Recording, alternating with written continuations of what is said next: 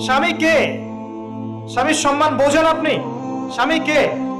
যার ব্যাপারে নবী সাল্লাল্লাহু আলাইহি ওয়াসাল্লাম বলেছেন, আমি যদি আল্লাহ ছাড়া অন্য কাউকে সিজদা করতে বলতাম, তাহলে মেয়েদেরকে বলতাম তারা যেন স্বামীদেরকে সিজদা করে।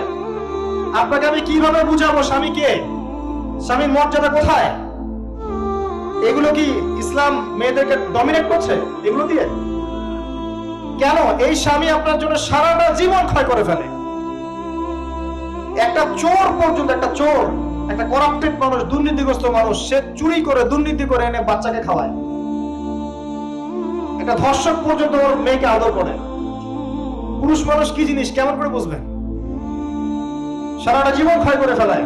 যদি আপনি তার আনুগত্য করেন, তার সামনে সুন্দর মতো থাকেন, তার কথার সাথে তর্ক না করেন, ভালোবাসা দিয়ে থাকেন, আপনার জন্য সে জীবন দিতে প্রস্তুত থাকে। এরকম পুরুষ মানুষ আপনাদেরকে কেউ চোখ তুলে তাকালে চোখ তুলে ফেলাবে।